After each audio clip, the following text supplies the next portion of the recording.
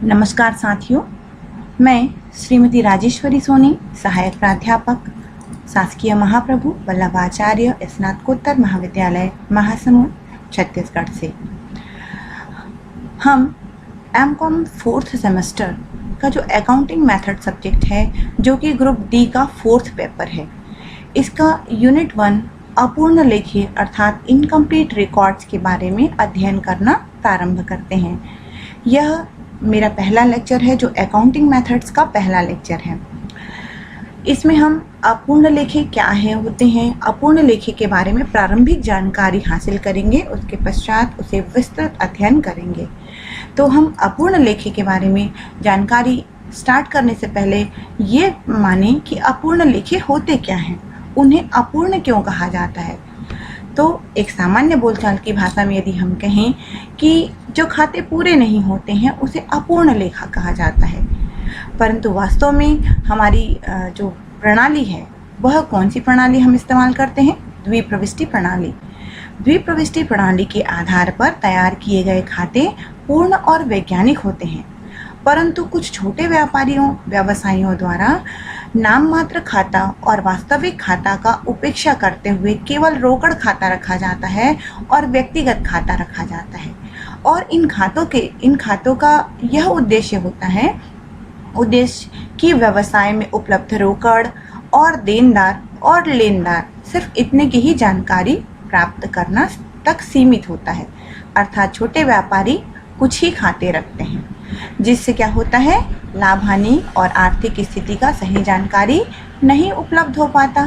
अतः इन खातों को अपूर्ण अभिलेख संबंधी खाते कहते हैं, क्योंकि इन खातों से हमें पूरी जानकारी नहीं मिल पाती लाभ हानि और आर्थिक स्थिति का। इसीलिए इसे अपूर्ण खाता कहा जाता है, क्योंकि यह खाते पूरे नहीं हैं। अब वास्तव में जो अपूर्ण लेखे की स्थिति है वह अपूर्ण माने जा सकते हैं कौन कौन सी स्थिति में? अपूर्ण अभिलेख संबंधी जो खाते होते हैं, निम्न स्थिति में आप उसे अपूर्ण मान सकते हैं। पहला, यदि व्यापारी केवल रोकड़ प्राप्ति और भुगतान के आधार पर खाते रखता है तो एक निश्चित अवधि में प्राप्य और देय राशि की जानकारी न हो पाने के कारण खाते हुए अपूर्ण रह जाते हैं। दूसरा, यदि व्यापारी केवल व्यक्तिगत खाते और रोकड़ पुस्तक रखता है, केवल व्यक्तिगत खाते और रोकड़ पुस्तक रखता है, तो भी नाम मात्र खाते और वास्तविक खातों के अभाव में खाते अपूर्ण रह जाते हैं, उन्हें अपूर्ण माना जाएगा।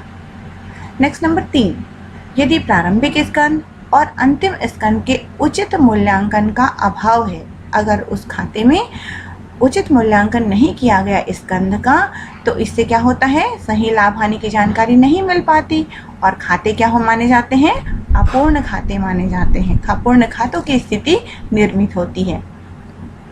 अगला, कुछ व्यवहार ऐसे होते हैं जो द्विप्रविष्टि प्रणाली के आधार पर तैयार किया जाने पर और कुछ व्यवहारों से तैयार किए जाने पर, कुछ व्यवहारों से खाते तैयार न किए जाने पर खाते अपूर्ण रह जाते हैं। कुछ व्यवहार ऐसे होते हैं जो न होने के कारण, व्यवहार के कारण खाते अपूर्ण रह जाते हैं। और लास्ट पॉइंट है, कुछ घटनाओं के कारण खाते अपूर्ण रह जाते हैं, जैसे कि खाता पुस्तक का नष्ट होना, चोरी होना आदि के आधार पर हमारे जो खाते हैं वो अपूर्ण रह जाते हैं। तो इन परिस्थितियों में जो खाते होते हैं उन्हें हम कह सकते हैं कि यह अपूर्ण खाता है। अर्थात द्विप्रविष्टि प्रणाली के आधार पर खातों का न रखा जाना अपूर्ण अभिलेख संबंधी खाता का स्थिति को प्रदर्शित करता है। आगे हम देखते हैं, परिभाषा देखते हैं अपूर्ण लेखे की, या एकल प्रविष्टि प्रणाली कहते हैं इसको। इसकी परिभाषा जो है आपको स्क्रीन में दिख रहा है। अलग अलग प्रोफेसर्स ने अलग अलग परिभाषाएं इसकी दी हुई हैं, आप इसको स्टडी करेंगे।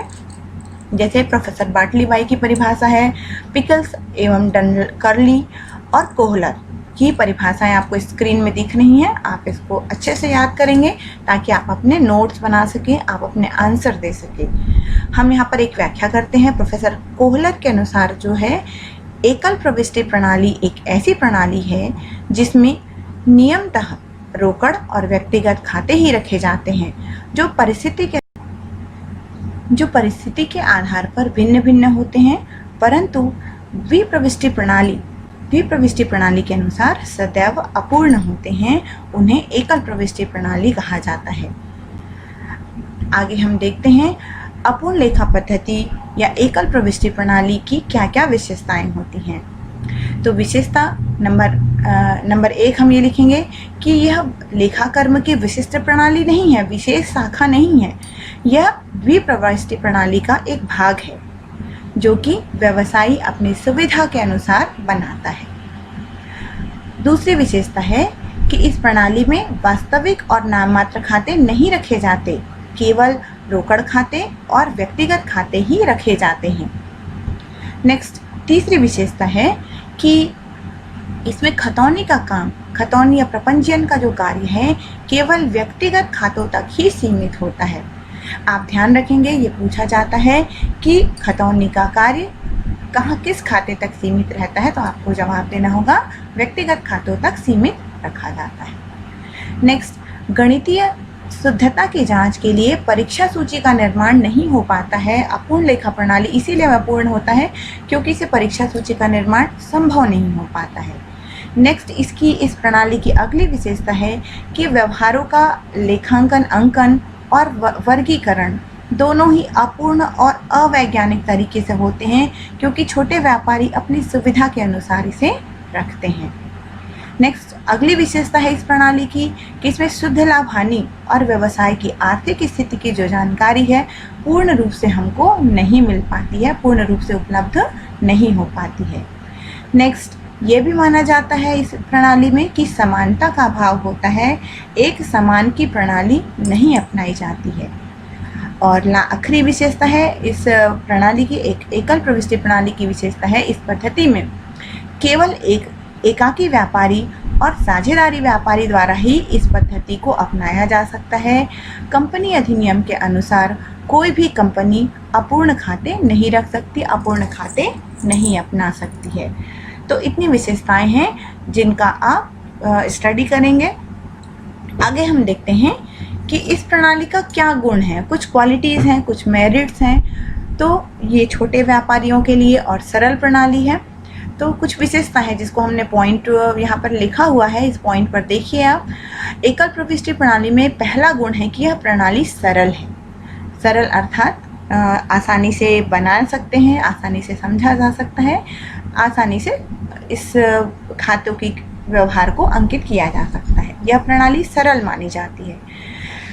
दूसरी प्रणाली मितव्ययिता या बचत वाली प्रणाली है क्योंकि इसमें सिर्फ रोकड़ पुस्तक, इस प्रणाली में केवल रोकड़ पुस्तक और व्यक्तिगत खाते ही रखे जाते हैं, इसलिए इस प्रणाली में समय की, श्रम की, धन की बचत होती है।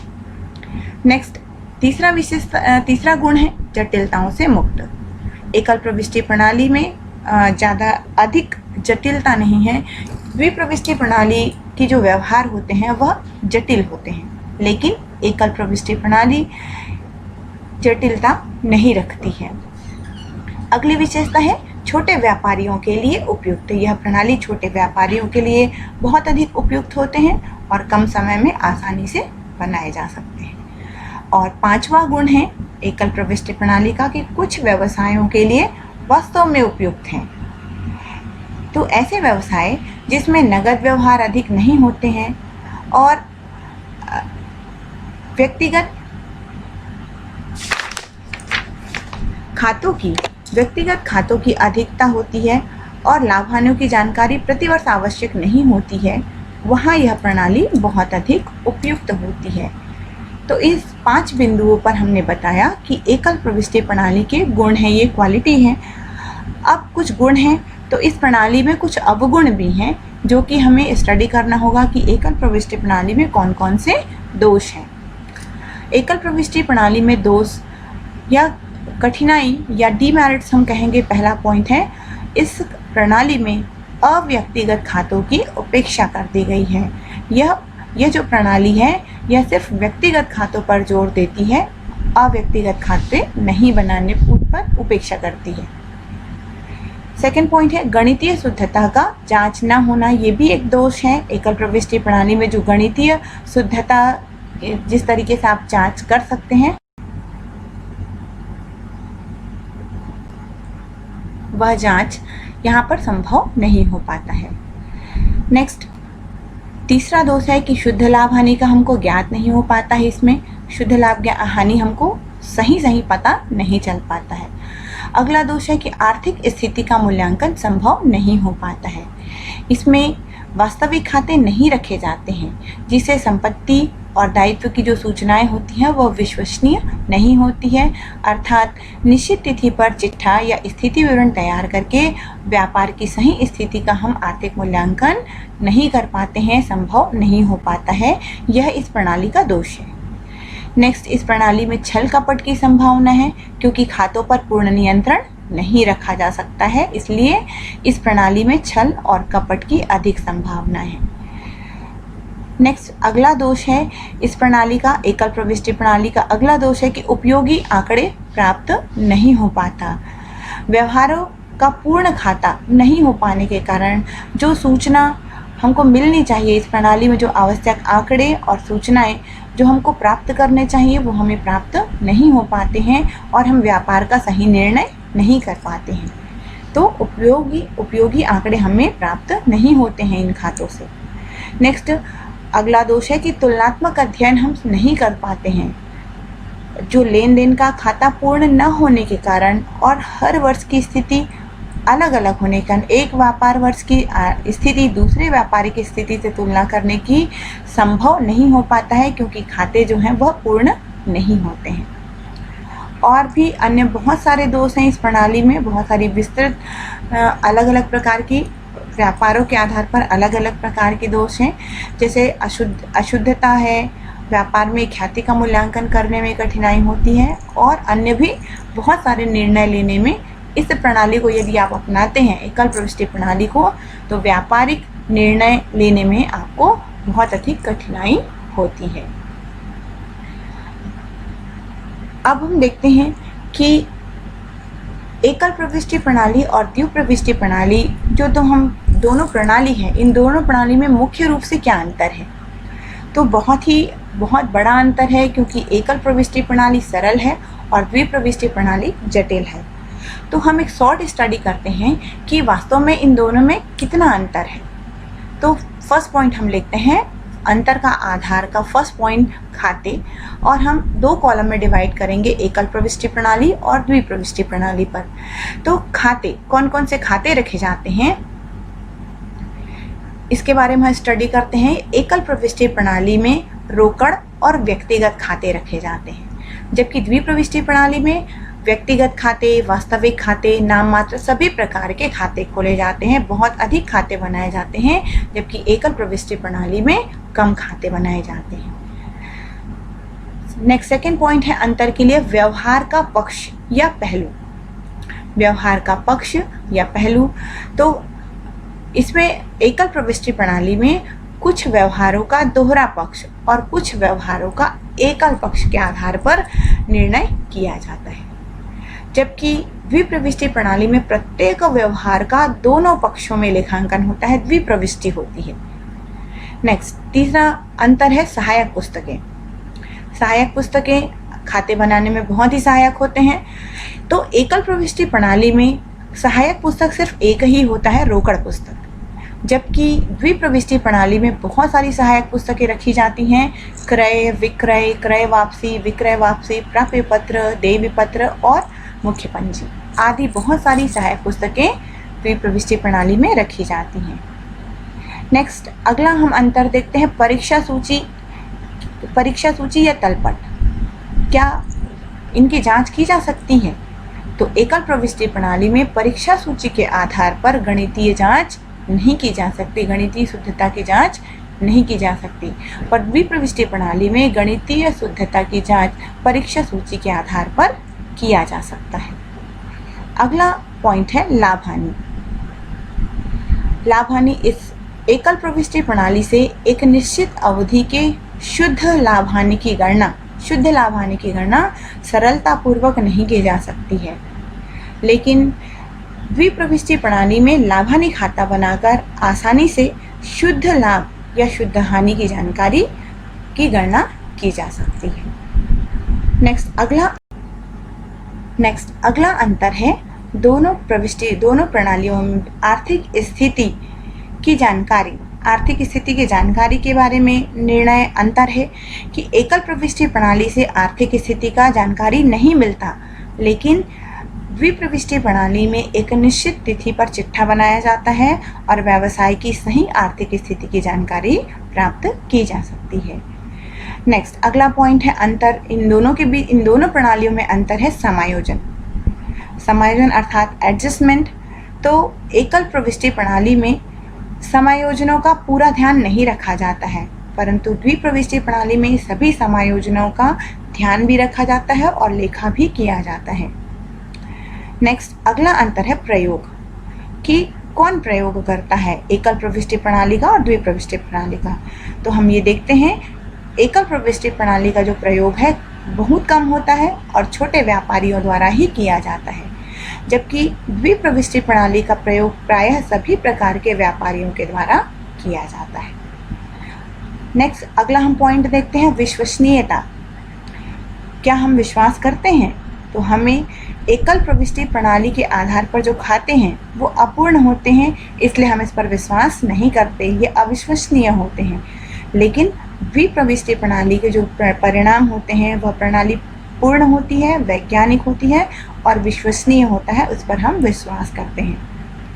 नेक्स्ट, अगला अंतर है साक्ष्य के रूप में मान्यता। जब हम कानून में अपने चिट्ठा प्रस्तुत करते हैं तो क्या हम साक्ष्य के रूप में प्रस्तुत कर सकते हैं? तो एकल प्रविष्टि प्रणाली के खातों को साक्ष्य के रूप में प्रस्तुत नहीं किया जा सकता, साक्ष्य के रूप में मान्य नहीं होता है। प्रस्तुत वो किया जा सकता है पर मान्य नहीं होता है, परंतु द्विप्रविष्टि प्रणाली के द्वारा तैयार किए गए जो खाते हैं उसको साक्ष्य या सबूत के रूप में मान्य किए जा सकते हैं। नेक्स्ट और आखिरी पॉइंट हम अंतर का देखते हैं, पूर्ण प्रणाली। क्या यह प्रणाली पूर्ण है कि अपूर्ण है, आपको मानना पड़ेगा। तो एकल प्रविष्टि प्रणाली से हम पूर्ण प्रणाली नहीं कहते, क्योंकि उसमें खाते पूरे नहीं बनाए जाते हैं, अवैज्ञानिक है, अविश्वसनीय है, इसलिए एकल प्रविष्टि प्रणाली पूर्ण प्रणाली नहीं है। जबकि द्विप्रविष्टि प्रणाली पूर्ण रूप से वैज्ञानिक और विधि द्वारा मान्य प्रणाली है, इसीलिए द्विप्रविष्टि प्रणाली को पूर्ण प्रणाली कहा जाता है। Okay, thank you.